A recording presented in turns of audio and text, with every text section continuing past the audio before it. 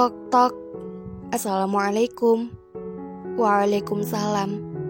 Jawab seorang wanita parubaya membukakan pintu. Nak Xavier, ada apa ya datang kemari? Xavier yang melihat sosok wanita yang dapat membuat hatinya menghangat. Ia tersenyum tipis, lalu mencium tangan wanita parubaya itu. Bilkisnya ada tante? Tanya Xavier. Ada kok di dalam. Ya sudah, masuk aja dulu. Gak baik bicara di depan pintu. Ajak mamanya Adiba. Xavier menganggukkan kepalanya, lalu masuk ke dalam rumah Adiba. Ada apa nak Xavier? Nanyain Bilkis. Tante kira kamu datang ke sini mau ketemu sama Adiba. Tanya mamanya Adiba setelah mereka berada di ruang tamu. Begini tante, maksud kedatangan saya ke sini, saya mau ngajakin Bilkis keluar. Ada yang mau saya bicarakan sama Bilkis. Boleh saya ajak Bilkis tante? Jawaban sekaligus pertanyaan yang dilontarkan oleh Xavier dengan nada lembutnya pada mamanya Adiba. Boleh kok nak. Sebentar, tante panggil Bilkis. Oh ya, kamu mau minum apa?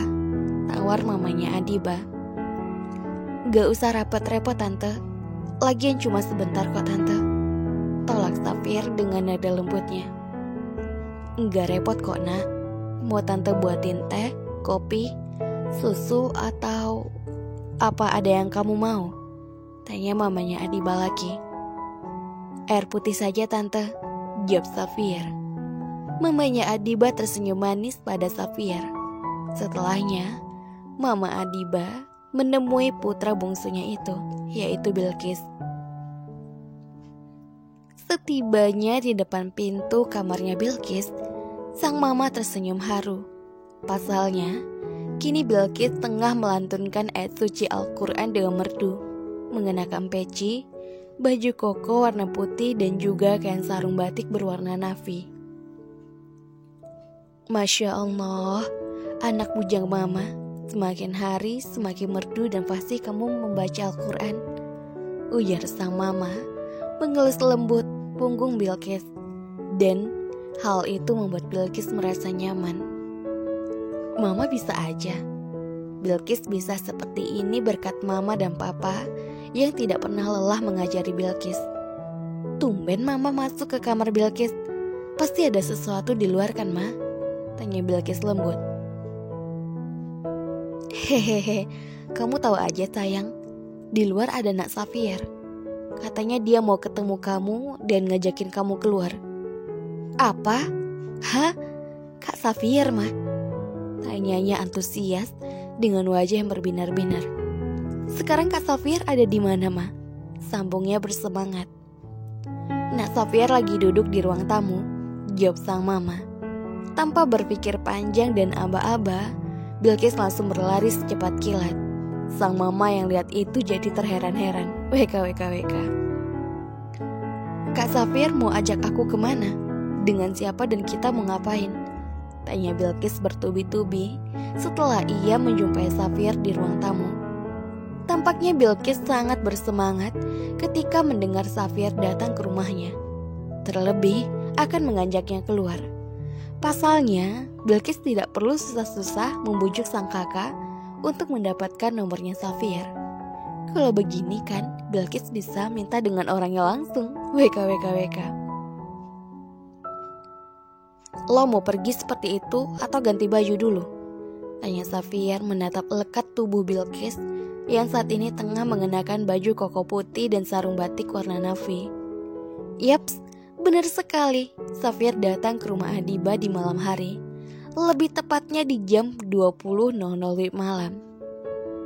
Ganti baju lah kak. Gak mungkin kan aku pergi kayak gini. Kalau gitu aku ganti baju dulu kak. Aku jamin kakak gak akan menunggu lama, jawab Bilkis.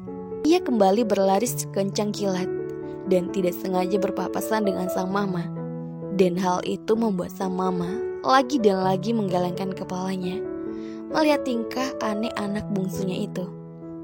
Seperti yang dikatakan oleh Bilkis barusan, gak sampai 5 menit waktu yang dihabiskannya Untuk mengganti pakaiannya dengan pakaian santai, Bilqis dan Safiyar berpamitan pada sang mama. Kalian hati-hati di jalan ya, dan jangan lupa untuk berdoa supaya Allah selalu melindungi kalian berdua. Mengerti? Dengan patuh, keduanya menganggukkan kepalanya, sembari menyalami tangan mamanya Adiba. Di sepanjang perjalanan, Bilqis tidak pernah mau diam. Ia sangat cerewet, berbeda dengan Adiba. Mulai dari A sampai Z, dari Sabang sampai Merauke, ada saja pembahasan yang dilontarkan oleh Bilqis. Dan yang paling penting, kini ia sudah memiliki nomor kontaknya Safiyar. Walaupun Bilqis sangat cerewet, tetapi ia tidak ada mengabaikan Bilqis sedikit pun. Ia justru meladani setiap perkataan dan pertanyaan dari Bilqis. Walaupun terkadang perkataan Bilqis konyol. WKWKWK. Kenalin, ini namanya Bilqis, adiknya Adiba yang pernah gue ceritain ke kalian, ujar Safiyar, memperkenalkan sosok Bilqis di hadapan ketiga sohib dan juga teman-teman gengnya, yaitu Stronghold One Punch. Assalamualaikum dan selamat malam semuanya. Perkenalkan, nama aku Muhammad Bilqis Zamzami. Salam kenal, ujar Bilqis, melambaikan tangannya. Dengan serentak, semuanya menjawab salamnya. Anjay, gurunjay, mamen bro. Jadi ini yang namanya Bilqis, alias calon adik ipar gue. Kakaknya cantik, adiknya tampan. Ini yang namanya bibit-bibit unggul. Hai adik ipar, kenalkan, gue Marvin, calon abang ipar yang tertampan di dunia ini, ujar Marvin berjalan menghampiri Bilqis, sembari memeluk erat tubuh Bilqis. Bilqis yang diperlakukan secara brutal, ia hanya diam dan bertanya-tanya pada Safiyar. Tetapi Safiyar menggelengkan kepalanya sebagai jawaban. Halo kak, sapa Bilqis pada Marvin. Marvin yang merasa sapaan Bilqis barusan lucu, tanpa ada rasa malu dan segan, Marvin mengecup keningnya Bilqis. WKWKWK, dasar bucin si Marvin. Mulai hari ini Bilqis adalah bagian dari Stronghold One Punch. Untuk saat ini ia tidak memiliki tugas, dikarenakan usianya yang belum memasuki kriteria geng ini. Gue harap kalian semua memperlakukan Bilqis dengan baik, ujar Safiyar. Sungguhkah kak? Benarkah kak? Tanya Bilqis dengan tatapan berbinarnya pada Safiyar. Dan Safiyar menganggukkan kepalanya sebagai jawaban. Detik itu juga Bilqis sujud syukur sebagai ungkapan rasa syukurnya telah bergabung dengan gengnya Safiyar. Lama lagi, ujar seorang gadis yang tengah duduk sembari menatap jam tangannya. Sepertinya ia tengah menunggu seseorang. Lo sudah lama nunggu gue. Akhirnya orang yang ia tunggu-tunggu muncul juga. Seabad. Ngaret banget sih. Dari waktu yang sudah ditentukan. Lihat, sudah jam berapa ini? Kamu telat 10 menit. Jawabnya singkat. Ya elah, baru 10 menit. Gitu aja lo marah, jawabnya, sembari membuka pintu itu. Ya ampun, aku gak habis pikir deh sama kamu. 10 menit itu sangat berharga. Aku paling gak suka telat. Aku saja datang ke sini 5 menit sebelum waktunya, ujar Adiba, sembari berkacak pinggang. Sedangkan Safiyar tidak berekspresi sedikit pun. Yaps, benar sekali. Adiba adalah tipe manusia yang sangat teliti dan on time. Bail banget lo jadi cewek kayak mak-mak komplek, ujar Safiyar. Safiyar dan Adiba kini mereka sudah berada di ruangan musik pribadinya Safiyar. Hari ini adalah hari pertama mereka untuk saling mengajari. Safiyar mengajari Adiba main piano, setelahnya Adiba yang mengajari Safiyar mengaji. Lo masih ingat tempo hari yang gue ajarin ke lo? Tanya Safiyar. Adiba manggut-manggut sebagai jawabannya. Dengan penuh kelembutan dan kefokusan, Safiyar mengajari Adiba. Adiba tampaknya cepat menghafalnya. Jadi Safiyar tidak perlu susah payah mengajari Adiba. Pasalnya Adiba cepat memahaminya. Sekarang gantian giliran Adiba yang mengajari Safiyar. 2 buku ini apa? Tanya Safiyar polos. Ini bukan buku, tapi ini adalah Iqra dan Al-Quran. jelas Adiba. Oh, jadi ini yang namanya Al-Quran dan Iqra. Ini pertama kalinya gue melihat benda ini. Dan Adiba bukannya marah, ia malah terkekeh-geli mendengar perkataan Safir barusan. Apa kamu sudah tahu huruf hijaiyah? Tanya Adiba dengan cepat. Safir menggelengkan kepalanya sebagai jawabannya. Oke, kalau gitu kamu belajar dari Iqra dulu ya, supaya kamu mengenal huruf hijaiyah terlebih dulu. Safir menganggukkan kepalanya dengan wajah polosnya. Keduanya terlebih dahulu mengambil wudhu sebelum memulai mengaji, dan dengan lantang Safir melafazkan ta'awuz dan basmalah. Alif, ba, ta, tha, ujar Adiba. Alif, ba, ta, tha, jawab Safir mengikuti perkataan Adiba barusan. Safir, kamu dengar aku kan? Yang dilihat itu Iqra ini, bukan aku, ujar Adiba yang menyadari kalau Safir sedari tadi hanya fokus menatap wajahnya Adiba dibandingkan Iqra. WK. Cie, ya mulai terbencut nih sama Adiba. Iya, gue lagi dengerin lo.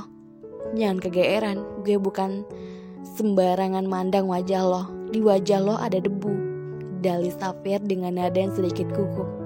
Dengan polosnya Adiba pun mengikuti instruksi Safir untuk menyeka debu tersebut.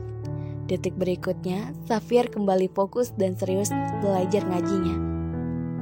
Ternyata Safir tidak seperti yang aku pikirkan. Ia sangat bersemangat untuk belajar Al-Quran. Aku sangat salut sama dia, gumam Adiba di dalam hatinya. Sial, kenapa gue jadi mikirin si wanita berkerudung itu terus?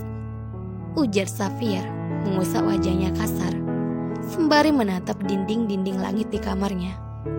Kenapa perasaan gue berbeda saat gue dekat dengan Adiba dibandingkan Chelsea? Dengusnya. Tok, tok, tok. Maaf Raden, Nyonya ingin berbicara sama Raden, dan Nyonya saat ini lagi nunggu Raden di ruang keluarga. Katakan padanya, gue gak mau menemuinya. Tapi Den. Sudah, katakan saja Bi. Baiklah Raden. Keesokan harinya, Safir datang mengunjungi perusahaannya yang sudah lama tidak ia kunjungi. Seperti biasanya, walaupun Safir terlihat memakai topeng, tetapi karisma dan pesonanya sebagai seorang tuan muda sekaligus pemilik perusahaan terlihat begitu mencolok. Pak Safir, panggil sekretarisnya. Suara itu membuat langkah Safir terhenti. Dia lalu membalikkan badan dan ternyata sekretarisnya yang memanggilnya. Iya, ada apa memanggil saya? Tanya Safir kepada sekretarisnya. CEO Jeff Baron Alexander akan mengadakan rapat besar dengan semua perusahaan besar, termasuk perusahaan Bapak. Dan beliau sudah mengirimi alamat email undangan resminya Pak. Dan beliau berharap atas kehadiran Bapak. Bukankah itu perusahaannya Papi? Gumamnya di dalam hati. Kapan? Tanya Safir. Besok Pak, di jam 13.00 WIB setelah makan siang, di perusahaan Alexander Corp se-Asia, jawab sekretarisnya itu. Baiklah, terima kasih atas informasinya, ujar Safir sembari berlalu meninggalkan sekretarisnya itu. Drama apa lagi kali ini untuk memikat para pengusaha? Oke, kita lihat saja apa yang akan dia lakukan demi perusahaan tercintanya itu, gumamnya di dalam hatinya. Terima kasih. Ditunggu ya episode selanjutnya. Bersambung.